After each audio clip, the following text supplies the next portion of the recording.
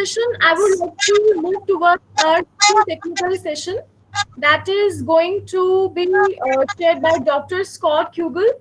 Dr. Scott Kugle is a professor from Department of Middle Eastern and South Asian Studies, University in Atlanta, USA. Scott Kugle serves as a professor in the Department of Middle Eastern and South Asian Studies at Emory University in Atlanta, USA. His fields of expertise include Sufism, Islam in South Asia, and issues of gender and sexuality. He is the author of 7 books, including Homosexuality in Islam. In, sorry? May I request Arya JV to mute the phone mic? So I would like to invite our second keynote speaker, Dr. Scott Kugle. So welcome, sir, for your keynote address. Can you hear me, Dr. Scott?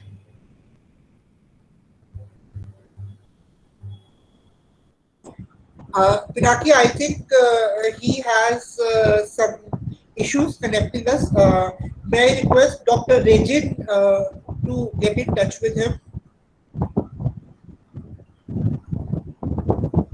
All right. Can everybody hear me now? Yes, yes. Yeah. Thank you so much. Welcome. Okay, very good, very good. Thank you so much for having me. And I'd like to try to share a PowerPoint so that you can see some of the visuals as I go along with my talk. So if you give me a moment, I'll set that up. All right, can everybody see that? Yes, sir. Is the slide? Okay, very good, very good. So my name is Scott Kugle, and my Muslim name is Siraj al-Haq. I'm a Muslim from the US, where I teach here at Emory University. And I'm very grateful to have been invited to join you. So for all of those who helped to set this up, Shafiun Nahar and others who invited me initially, thank you so much. I used to live and do research in Hyderabad in India. And so I'd like to also give a special greeting to friends who might be there. I was invited to talk today about a different aspect of feminism. And I was so pleased to hear Professor Meher-Nissa talk about that first verse of the Quran that was ever revealed to the Prophet Muhammad, to read in the name of your Lord who created and teaches by the pen. It's a very, very powerful statement. And what I'm going to do is to think about feminism related not just to women's experiences, but to sexual orientation and gender identity more broadly, looking especially at issues of gay and lesbian identity, that is male and female homosexuality, and transgender experiences in the light of Islamic theology and Islamic thought. Now, I began this research and publication 2 decades ago, really, responding to the September 11th attacks that happened in New York and other places in the US. As a response to that, some scholars who were Muslim in the United States, some actually US citizens, some from other places like South Africa or Malaysia or the Arab world who live and work in the United States, we got together and we made a collective called the Progressive Muslims Union. And about 14 scholars got together and wrote chapters in this book, edited by Professor Omid Safi, called Progressive Muslims on Gender, Justice, and Pluralism. And the challenge there was, from our various perspectives, how to embrace diversity in sexuality from a progressive Muslim angle. And by progressive Islam, I mean Islam which takes its religious tradition and beliefs seriously, but also has an internal critique. And those of you who study Islamic feminism or other kinds of feminism will know this idea of multiple critiques, right? Progressive Muslims critique their own religious tradition as having been shaped and written out in an environment of patriarchy. And yet we also criticize the present, the global capitalist present, which perpetuates inequality in so many ways. So while trying to be critical of the present, embrace what's best about it in terms of human rights and progressive education, and also do a critical reflection on the Islamic tradition and to see what resources Islam can bring to bear on these questions, we embarked on this project, Progressive Muslims on Gender, Justice, and Pluralism. And I was invited to present a chapter in this book, and that chapter was on homosexuality in the Quran in specific. That led to some positive responses and some negative responses. I'm happy to say that the positive responses were more than the negative ones. I think people who don't want to think about homosexuality or transgender issues in religious communities, whether they're Muslim or Christian or Hindu or others, they tend to just ignore the issue. And so I didn't get a lot of negative response, but many people, I think, just tried to ignore the issue. So I thought the best thing to do is keep writing and keep publishing. And so I put out another chapter in this book called Voices of Islam. In volume 5, Voices for Change, the editors included the voices of critical or progressive Muslims. And we tried to think about what moderate and progressive Muslims explain is positive about the Islamic tradition and what can improve. This led me to think that there had to be a bigger study. Small chapters in books weren't enough, so I actually quit my teaching position in the US and I took up a research position for 2 years in the Netherlands at an institute there called the Institute for the Study of Islam in the Modern World.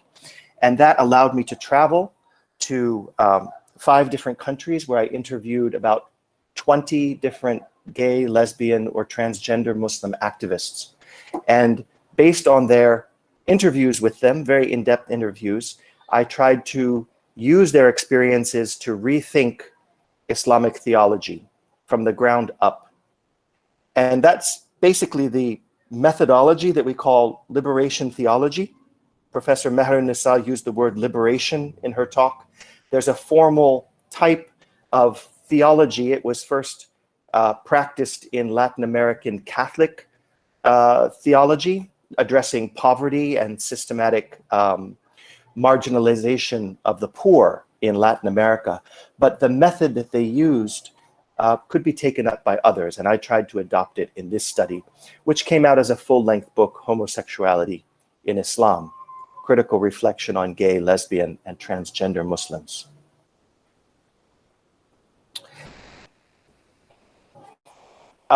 The interviews that I did came out in a separate book because the interviews themselves were so detailed and so important, I felt, to get a window into the lives of other people's struggles. And so these were all people involved in support groups. I interviewed activists who were involved in support groups. Some were leaders of support groups. Some were simply participants. Some were people who stayed in the background and just simply cooked or helped to organize. But all of them, I felt, were activists in their own way. So these are Muslims who are living in either the UK, the United States, Canada, the Netherlands, or South Africa. Unfortunately, I didn't get to extend this study to other places like India or Pakistan. The setup of this study was to look at Muslims who were gay, lesbian, or transgender, living under constitutional democracies where Muslims were a minority. That was the way that I could structure the study. There are many other people who are contributing to this. I'll give you just a few of their books.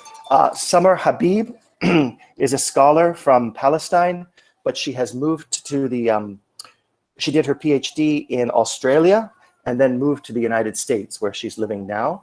And she published her dissertation as a book called Female Homosexuality in the Middle East, Histories and Representations. And she did a very important work. She noticed that most of the writing about Islam and homosexuality was focusing on gay men or bisexual men. And women's experience was being marginalized and left out. So she dedicated this whole book to looking specifically at the experiences of women. And that's an extraordinarily important contribution that she made. She's also a novelist, by the way, and she's published a number of novels that have lesbian Arab characters in them. Summer Habib is a very important person to know. A later book came out entitled Islamic Law and Muslim Same-Sex Unions. This was written by Junaid Jahangir, who's a professor of economics in Canada from Pakistan originally, and Hussein Abdul Latif, who's a medical doctor in the United States. He is from a Gulf country, I believe it's the UAE, although I might be getting that wrong. Forgive me if I get that wrong. But the two of them wrote it together, and it's about rethinking homosexuality and Islam in a context where same-sex unions are legal. Of course, this became legal at a certain point in the United States, rather late. It was legal earlier in the UK, parts of Europe, and Canada, and of course, South Africa, where same-sex unions were legalized fairly early on. So in all these places, Muslims could legally join in same-sex unions, but there were, of course, many, many obstacles in terms of relating to family and religion and their wider community, even if they had the legal recourse to same-sex marriage. So this book addressed those contradictions from a progressive and reformist point of view. They were very kind to ask me to write the foreword to that book. And finally, one of the latest books to come out on this topic is written by Vanja Hamzic.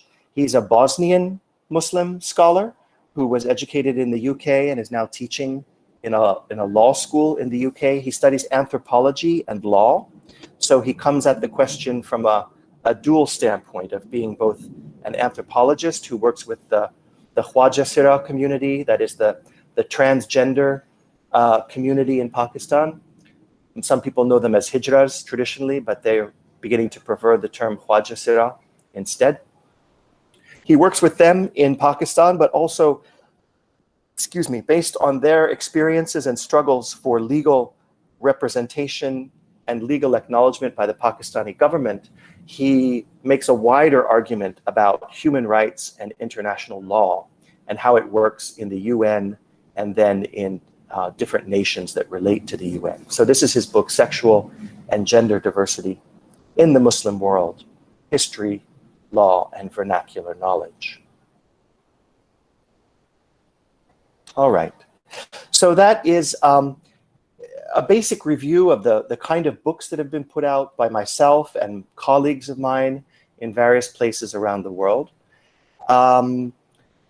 When we think of a progressive Muslim approach to questions of feminism or homosexuality or transgender issues, I think it always helps to disaggregate what we mean by Islam. Because many people say, oh, Islam is this, Islam is that. Islam says one thing, Islam says something else. But really, Islam doesn't speak. There's a really wonderful story of Imam Ali. Hazrat Ali or Imam Ali was the Prophet Muhammad's son-in-law and cousin and most able follower. And at a certain point, he was in a battle fighting other Muslims who didn't agree with him. And those Muslims were saying to him, you have gone against the Quran. And they came into battle with the Quran actually stuck on their spears as a kind of flag saying, we follow only the Quran and not you. And Imam Ali challenged them and said, the Quran doesn't speak. It has no tongue. It's a book. Only human beings speak for what the Quran says. Human beings have to interpret it. It's not self-evident. It takes human wisdom and insight to interpret the Quran. And so he challenged them theologically, these opponents of his. And that's about the best example I can think of the need to constantly interpret and reinterpret religion, whether it's Islam or another religion, in the light of the social situation, in the light of the social reality that we find ourselves in. So when we talk about God, when we talk about Islam, many people say, well, what does Islam say about homosexuality? Or what does Islam say about transgender issues? Well, Islam says nothing. Islam is an abstraction. Muslims say things about Islam. It's up to Muslims to interpret what their religion says about various topics. So when we talk about Islam as a religion, we can disaggregate it and think of it in different levels. One, we have the idea of Allah as God, of a particular kind, a kind of radical monotheistic God. And that God is one who speaks. And so we have the Quran as the speech of God collected as a book, as a scripture, which can be read and interpreted. We then have hadith. Hadith are reports, oral reports that were passed down from mouth to mouth over about 100 to 200 years before they were written down as books. And the hadith are reports about what the Prophet Muhammad said or did. And those have become very important guides for Muslims on how they behave, especially when Muslims are trying to formulate a legal code or a code of ethics. So at that next level, we have fiqh as Islamic law. Fiqh is the formal name for Islamic law. And we have akhlaq as ethics. So outside the question of rules and law, there are questions of behavior, of good manners, of cultivating virtue, like honesty, like integrity. Those are the field of akhlaq as ethics. And in Islamic thought, law and ethics were two different specializations. So we have them listed here as two different components of Islam. And finally, we get to the bottom of this list, and you see a term called adat. Adat means custom. What is the custom of the people that they pass down through their families or their local communities? And for many of us who are Muslims, we learn about Islam primarily through custom, through our family or our immediate mosque community. That's where we listen to sermons. That's where we get our basic education. That's where we have the enforcement of certain ideas that may be patriarchal or homophobic. That comes as custom. And it's at the level of custom where people say, oh, that's against Islam, because our community doesn't do it. Very rarely do questions of sexuality or gender identity get addressed to the higher levels of Islamic religion, meaning the Quran itself or the nature of God. Usually those questions are decided just at the level of family and local community as custom. But the viewpoint of progressive Muslims is that we want to interrogate custom. We don't accept it. We know from history that Islamic communities have been patriarchal from the past, as have communities of other religions. And so the customs we've been taught, the interpretations we've been taught, have been formulated as patriarchal. They've been misogynist, they have been homophobic, they have been transphobic. And so if we question custom and go back to the Quran as a resource for refreshing our understanding of Islam, we might have a different view. And that is the kind of liberation theology approach that I advocated. So we can ask the question, how does the Quran refer to sexual orientation and gender identity? And of course, many Muslims will say, oh, we know that already. There's the story of the Prophet Lot, right? The story about Sodom and Gomorrah, which is in the Bible also, is mentioned in various places in the Quran, never told as a complete story, but mentioned here and there. And we can talk very briefly about the story of Lot before moving on to things that I think are more important, like verses about gender and reproduction, or verses about gender and modesty. And it's in these last two kinds of verses from the Quran, ones that address gender and reproduction, or address gender and modesty, that we find some clues that the Quran may have a positive or accepting view of homosexual and transgender Muslims in a way that we wouldn't see if we just focus on the story of Lot. And of course, traditional interpreters from the various earliest period of Islamic history, I'm thinking of interpreters like At-Tabari. At-Tabari was a great mufassir, a professional interpreter of the Quran who wrote one of the earliest massive interpretations of the Quran in Arabic. And he is very clear that homosexuality is forbidden. It's forbidden because of the story of the Prophet of Lot, which is a story for him about sexual orientation and sexual acts.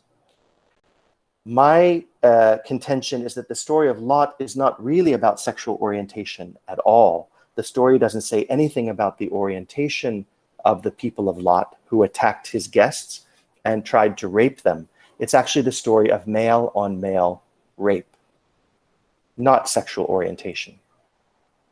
The people in the story of Lot were not trying to create sexual relationships that involved reciprocity, care, and consent. Rather, they were attacking people and trying to dominate them the way that people in warfare may rape each other. Men may rape men in warfare or in prisons or in situations of dominance. That's what the story of Lot was about. And so I very quickly try to put aside the obsession with the story of the prophet Lot and his people in Sodom and Gomorrah and say, let's let the Quran speak through other verses that often get ignored. So let's look at some of those verses now. Can I pause here for a moment and say, is everybody able to understand me? Am I coming across clearly?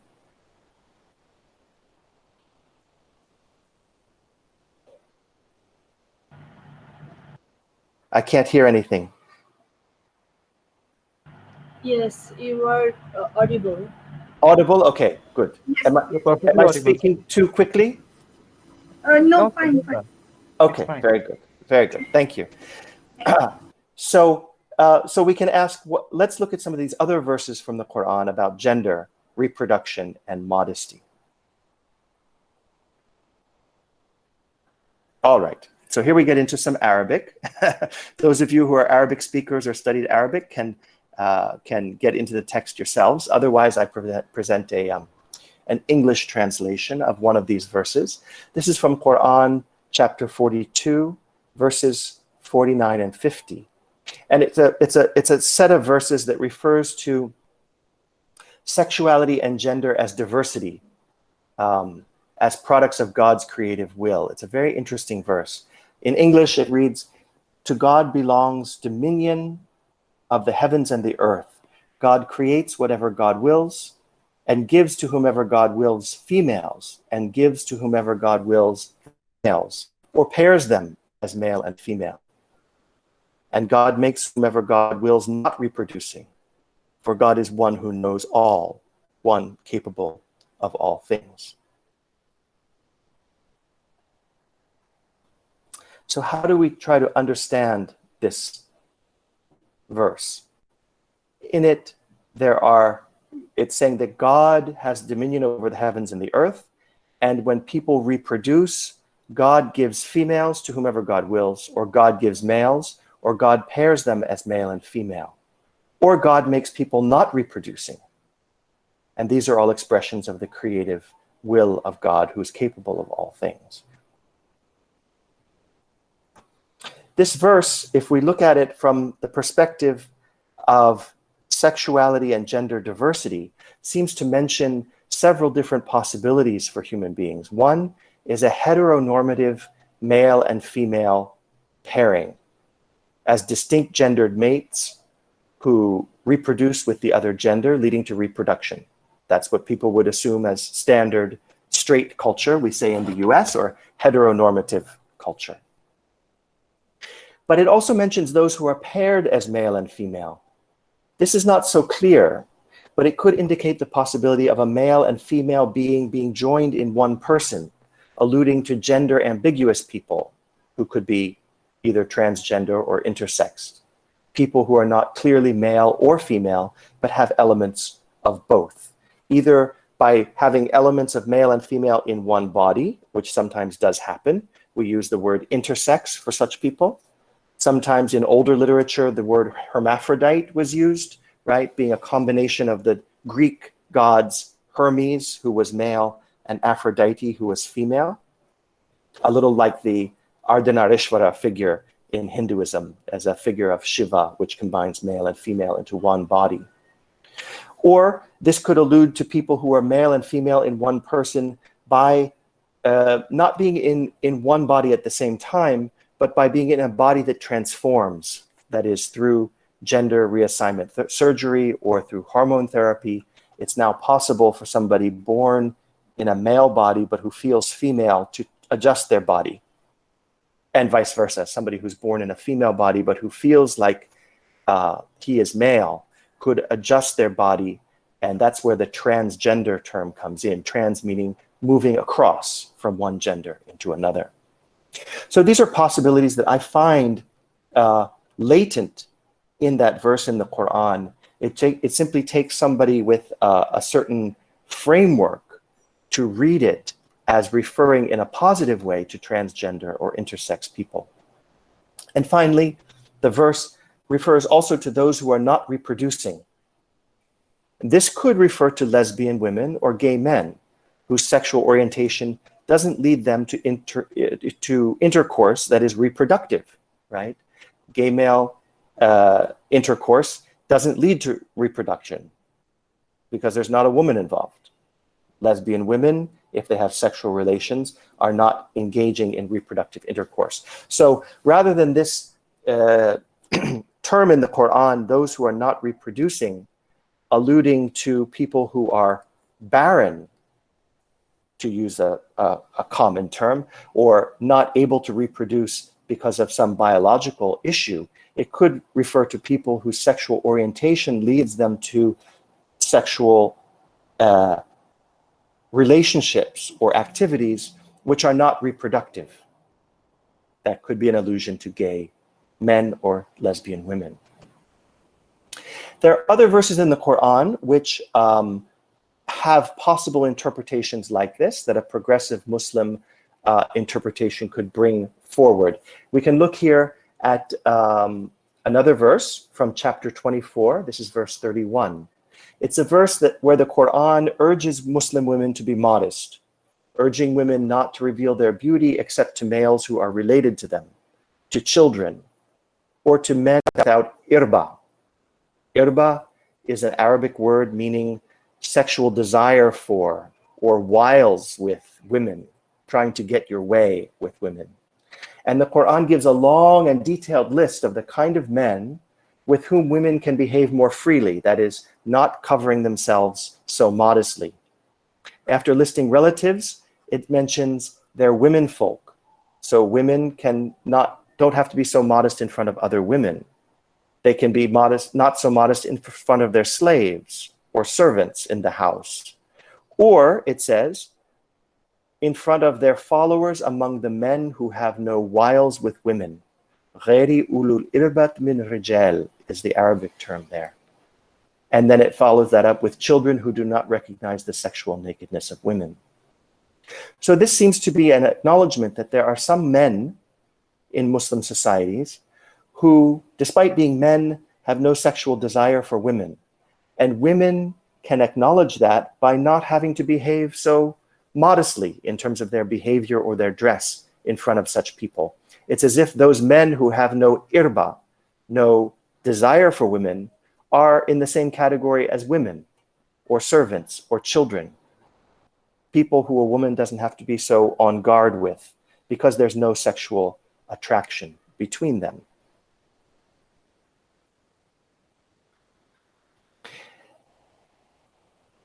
There's another verse from this same chapter, chapter 24, but verse 60. And this is about women having reproductive sex or not. And this is a kind of a mirror verse from the previous one we looked at. The Quran, of course, urges women to dress modestly in front of people that they don't know or people who might be sexually attracted to them. It also urges men to do the same. It urges modesty on men. This often gets lost, of course, in patriarchal interpretations of Islam, where men are free to do whatever they want, but women have to be covered. That's not actually what the Quran says. The Quran urges modesty on men, and this is a verse which does that. It requires visitors to ask permission before entering private chambers during moments of potential nakedness or potential sexual intimacy. So if you're going to someone's house or going into the back quarters of that house, the Quran commands people to ask permission and not just walk in. The actual verse says, if your children have reached sexual maturity, require them to ask permission before entering, like those mentioned before. For in this way, God clarifies for you God's signs, and God is a knowing one most wise. Of the women, those not reproducing or who do not wish for intercourse, it is no harm for them to lay aside their clothing as long as they do not overtly display their beauty. And here, women laying aside their clothing is talking about the sort of covering practices which were common from the early Islamic community. We might call this nowadays the burqa, as Professor Meher Nasa mentioned to us in the previous talk. The types of coverings change, of course, from place to place and culture to culture. Some people call it a burqa, some people call it a rida, some people call it chadur. In different places, it will be named differently. But here in this verse, it's saying women who are not reproducing, who do not wish for intercourse, they can lay aside their clothing that is very concealing as long as they don't overtly display their beauty. So this seems to be an acknowledgement that there are some women who do not wish for intercourse with men, who do not wish to reproduce, and they don't have to have the same sort of precautions in front of men as other women do. This is traditionally interpreted as older women, women who are postmenopausal, women who it's assumed no longer have sexual desire because they're older. That's a big assumption, right? We don't want to necessarily buy into that assumption. But when traditional patriarchal interpreters are looking at this verse, that's the assumption that they make, and that's the kind of interpretation they give. But from a progressive Muslim point of view, which takes seriously sexuality and gender diversity in society, the women addressed in this verse who may not be reproducing and who do not wish for intercourse, that could include lesbian women, as those who don't desire sexual intimacy with men that would lead to intercourse and reproduction. And such women might be exempted from the same kind of modesty demands that would be made on straight women who are interacting with men.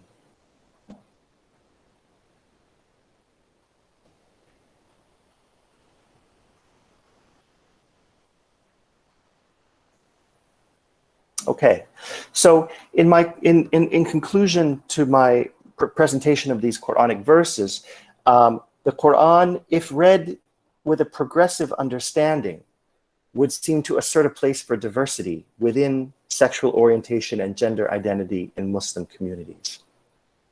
And this, of course, though, sets up a big challenge for us. What do we mean then by the human body and the human personality? That is, does our understanding of what it means to be a human being, does it encompass the possibility for diversity in sexual orientation or gender identity? And again, as a progressive Muslim interpreter, I argue that the Quran gives us some resources to think through this problem. Very often, if you listen to contemporary media preachers, I don't know, like Yusuf al-Qaradawi in the Arab world, or, there are so many, it's hard to name them. They're on TV all the time and on internet programs. Many of these conservative interpreters say, hey, human nature is very simple. It's positive and negative, right? It's like electricity or electrons. You know, there are positive charge and negative charge. There are male and female, and they're always attracted to each other, without taking into consideration that there is diversity of sexual orientation or gender identity in society. So the Quran can help us get out of that straitjacket of very narrow interpretations of what the human being is. Looking at the Quran, we can ask, how is the human body related to our personality? And the personality, I would argue, is made up of many elements. In the Quran, one finds reference to at least 4 elements, and those are outward appearance, inward disposition, that is your inward character, genetic pattern, and your inner conscience. And I can talk about each of these in a little bit of detail. In your outer form, which is what the Quran calls your surah, or that which is visible to others. The Quran describes many stages in which God creates each person's physical form in their mother's womb as a physical growth, and later after breathing into it of the spirit as a new being with consciousness. And of course, the Quran gives some very detailed discussions of the growth of an infant, the growth of a fetus in the womb, becoming an infant after birth, and the various stages involved in that. That discussion, of course, is very fertile for another big feminist issue, which is arguing the legality and the morality of abortion and contraception. These verses are those that Muslim jurists go to argue about abortion or contraception. But progressive interpreters can use them to think about the outer form of our bodies being only one dimension of our personality. Then the Quran calls that the surah, or the outer form. So for instance, this verse from chapter 82, verses 6 to 8, it says, "O human being, what has deceived you from your generous Lord who created? Well-shaped God made you, and balanced set you, and into whatever form God desired, God composed you. Ya ayyuhal insan, ma gharraka bi rabbika al-kareem, alladhi khalaqak, wa sawak, wa adalak. Fi ayya suratin ma sha'a rakabak." It's a beautiful verse from the Quran that talks about that word surah, or form. But outside of our physical body, we all know the saying, you don't judge a book by its cover, right? The cover may be beautiful, but the insides may be trash. You have to open it up and read it. In the same way, the Quran and the Prophet Muhammad's example tells people not to judge each other by appearance, by their surah, by their outward appearance, but to try to have insight into what is the nature of that person. What is that person's inward disposition? What's the person's character? So from experience in infancy and childhood, each of us, each person develops an inward disposition, a set of traits, potentials, or characteristics that are more or less innate. And the Quran calls this shakila, or inner disposition. Let me share with you a verse that talks about the shakila. In this verse from chapter 17, verses 82 to 84, God says, "We reveal of the Quran that which is healing and compassion for the believers. So say, all act according to their own disposition, yet your Lord knows best who is on the most guided path." So everybody acts according to their own inner disposition, and the word there is shakila. قُلْ كُلٌّ يَعْمِلُ عَلَى شَاكِلَتِهِ. All right, so shakila, or inward disposition, it comes from very early experiences we have that's largely out of our control. Something else that's really totally out of our control is genetic inheritance. And the Quran refers to this material substrate of organic life. In Arabic, this is called tabi'ah, or one's physical stamp, one's physical constitution. We might think of it as genetic matter, which we inherit from our parents and our wider family. The Quran doesn't actually use the word tabi'ah, which Muslim interpreters and medical professionals have used since the medieval period. But the Quran does refer to this genetic stamp of our bodies as clay. It talks about the human body being composed of teen, of clay. And we can think of that clay as the organic matter that contains our genetic predispositions. And of course, as more and more people do research in a scientific field on sexual orientation and gender identity, the more medical doctors and scientists are beginning to conclude that genetics play a huge role in determining what your sexual orientation is going to be. Some people even think that genetics might totally interpret whether you grow up to be a gay man, a lesbian woman, or a transgender person. That debate, I think, is open for question, but medical science is really making some great inroads into thinking about genetics. And the Quran, too, talks about our genetic stamp. Here's an example. The Quran says, we created the human being from a quintessence of clay, from an essence of clay. Then we made the human being into a spermazoid, a tiny sperm, firmly embedded, meaning embedded in the womb. Then we created from the spermazoid a clot of mucus. Then we created from the mucus a lump of flesh, and created from the flesh bones, and then bones with muscle, and then we transformed it into another creation. So blessed be God, the best of creators. The understanding there of the creation into another creation, a transformation into a second creation, is when the soul gets blown into the body, and that fetus then becomes an individual person. But this is a beautiful discussion that the Quran has of our genetic material, which is like a clay, which makes up our human body. And finally, I'm having trouble getting this to move forward. Sorry. And finally, we have our inner conscience. This is the fourth level of personality. The Quran calls your inner conscience or your inner pure nature your fitra. This is the part of our personality in which our spirituality lies. It's our original nature, the deep core of our being that touches on the spirit, the ruh, and that stays aware of the presence of God in all of our worldly encounters.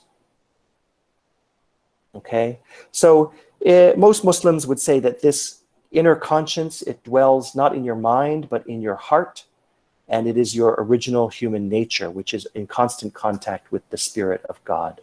And the Quran says in another verse, this is verse 30, set your face to the moral challenge, the deen, in a pure way, according to the original nature of God, upon which God based humanity, for there is no changing the creation of God.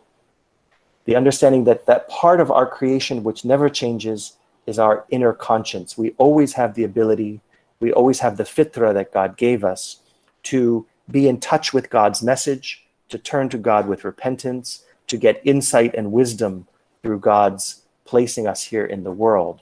And that's why the Quran continually talks to us and says, think, reflect, understand, read, as Professor Meher Nisa was saying, that this continual command to go back to your inner being and read the world afresh is what this inner conscience or this fitra is trying to indicate.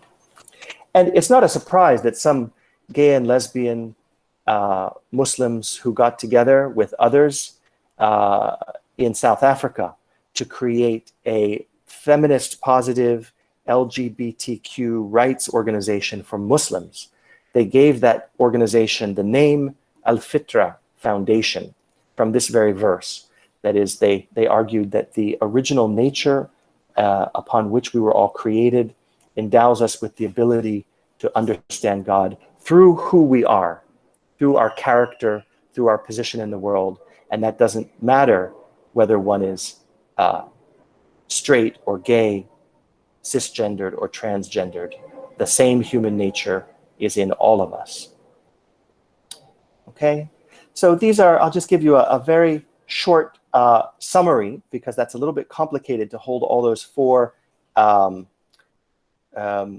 components of the human personality in your mind at once. But the basic one is the surah, your outer appearance. This leads you to act. It's the self through which you act. Then there's the shakila, or inward disposition. This is yourself as your psyche, right? This is the sort of more or less innate character which governs your emotions and your intellect. Then you have the tabi'ah, or your genetic pattern. This is the sort of chemical substance that gives rise to your body and the outward appearance. And it's inside this genetic pattern that the soul is riding, you could say, like a person rides in a car or a person rides a horse. In the same way, the soul rides upon the body, and it gives you your capacity and your potential to act. Without genetic composition, you wouldn't have a body, you wouldn't have anything to hold the soul and to give you the capacity to act in the world. And finally, the fitra, or your inner conscience, and that's thinking about yourself as connected to the spirit that God endows us with, that gives us life, that gives you sincerity of intention and purity of concentration. These are qualities of heart, which, of course, the Sufi tradition in Islam is overly concerned about, is trying to keep the heart pure and sincere. And we find many resources in Sufism, of course, to cut through the misogyny and the patriarchy and the homophobia that have built up over time in the Islamic tradition, and cut to the inner core of what does your heart say? Do you have a pure heart or a corrupted heart? The other things like the shape of your body or the direction of your sexual attractions aren't as important as the purity of your heart. All right. I could go on, I think, about Sufism and how Sufism gives us some resources for engaging in this progressive Muslim rethinking of tradition. But I also feel like that's a lot for one presentation to you. And I want to give you ample time to reflect and ask me questions based on what I've shared with you today. So I'll stop the sharing now. And hopefully we'll have some time for your questions or observations or concerns.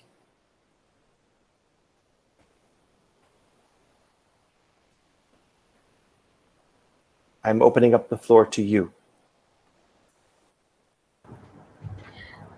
Thank you, sir, for such an informative session. So may I ask the participants, do you have any questions regarding this session? You can ask Dr. Scott. Participants, I repeat, do you have any question? Yes, sir, we have one of the question from Shafinur Shafin. So he's asking, a verse can be interpreted from any perspective, so the same verse can be used for and against establishing homosexuality in Islam. It is said that there will be Gilman with horse for men in heaven. Could you please explain it? So this is the question for you. Okay. That's an interesting question. Yeah, the word there is ghilman, Ghilman.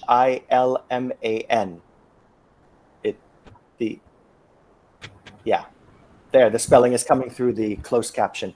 Ghilman means young men or young serving men. It's actually the plural of ghulam, right? Ghulam means a slave or a servant.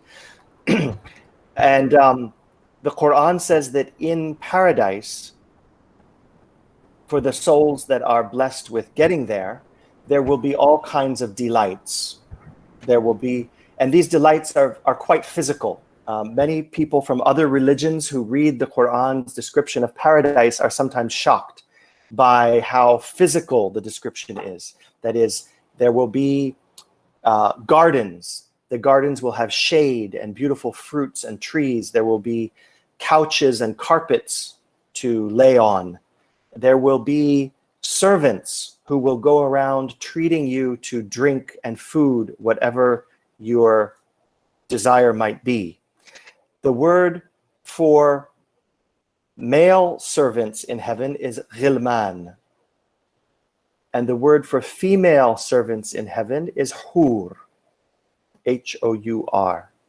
And so it's said in the Quran that there will be both male servants and female servants to give you delight in any way. The understanding there is that this delight is not just through food and drink and conversation, but also through sensual enjoyment. So yes, in the medieval period, Muslim interpreters and jurists dwelled on this figure of the ghilman, or the male servants in paradise, and even had discussions about whether men could have sex with them in heaven, the way that men are said to be allowed to have sex with the hur, with female figures in heaven. Does that answer your question about the ghulam or the ghilman? Shafi Noor, you want to speak? Hi there. Any participant has any question? Any else?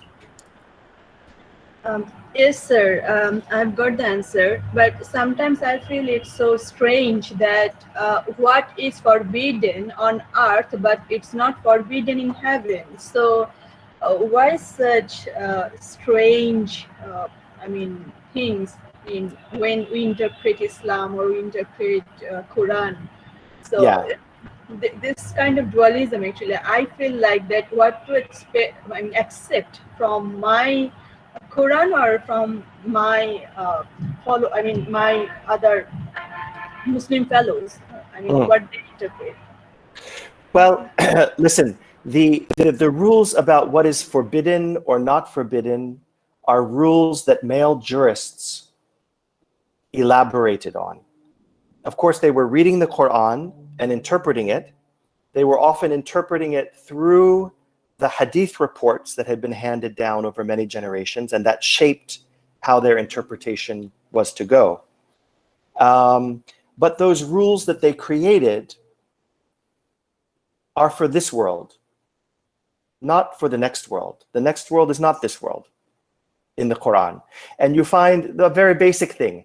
The Quran talks about springs of water in paradise, and also a spring full of wine, right? Drinking wine is not forbidden in paradise, even if it's forbidden in this world.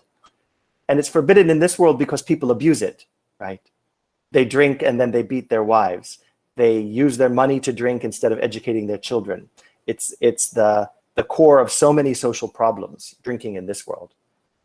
But in the next world, according to the Quran, none of those restrictions will be there.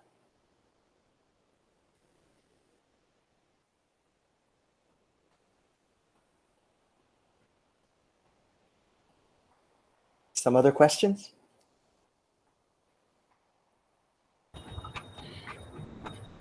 So yes, sir. I think we have got one more question from Anita Sharma. She's asking, though it's patriarchal as per your discourse, but still people feel it has equal rights on relationships among genders. Please throw more light. What do Quran has to say on honor killings? That's not my specialty. That's not my specialty at all. But I would say that the Quran certainly does not sanction honor killings in any way. In any way. In fact, there was an Arab custom before the Prophet Muhammad came that some families, if they had a female child, they would feel ashamed of that, and because they wanted a male child instead. And so they would bury that female child alive. They would kill their female child. That's basically what an honor killing is, except that the female child is grown up, right, to be a female adult. But it's a family deciding to take the life of their own female. That is not allowed in the Quran in any way, shape, or form. The Quran, criticizes the pre-Islamic Arabs for doing that practice, for burying female children. And the Quran also says that whoever kills one person, it's as if they've killed all of humanity. And whoever saves the life of one person, it's as if they've saved all of humanity. So with that kind of discourse, I don't know how anybody could justify honor killings in the light of the Quran. But of course, honor killings are done by patriarchal custom, right? It's done out of tribal custom,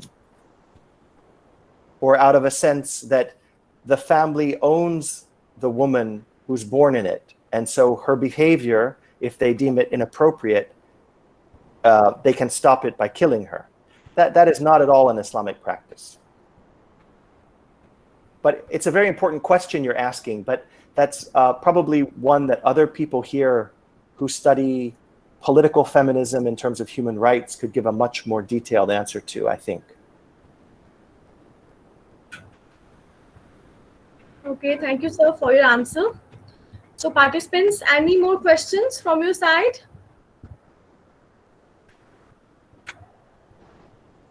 Yeah. Yes, ma'am, I have.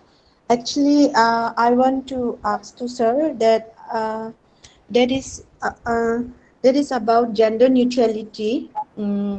In general, for gender neutrality, that is so. Like, can you elaborate more about that, sir? Are you saying about a gender neutral deity? Yes, sir. Okay, so the word is deity, meaning God. So is God gender neutral? That's your question? I think. Yes, sir. Okay. This is a very hard question. And it's not an easy question to answer. So in Islamic theology, human metaphors for God are rejected, right? And this is one of the basic things where Muslims and Christians have a divergence of view. That is, Christians accept the language of talking about God as Father or God as Son. And the Quran is very clear that that is not language appropriate to describe God. God is well beyond descriptions of being a father or a son. That said, that's the kind of emphasis on transcendence that the Islamic God transcends and is beyond comparison to anything, especially human beings, and human beings have gender. So God is above and beyond gender. However, the problem is in Arabic language, everything has gender, meaning grammatical gender. Everything is either he or she in Arabic. And those of you who know Arabic know what I'm talking about. Everything is either male or female. There is no it in Arabic. There's no neutral gender. So when the Quran talks about the sun is feminine. And God the sun is replaced by the pronoun she. And if the Quran talks about the moon is masculine. And the Quran in its discourse replaces the moon with the pronoun he. The book is masculine. The world is feminine. There are no things that are neutral in Arabic language. So the Quran, when it speaks about God, replaces God with the word huwa, which is the masculine pronoun. Okay, sir, thank you for your answer. So, moving forward, now I would like to start today's first technical session, which is going to be chaired by, again, Dr. Mehrunisa Pathan.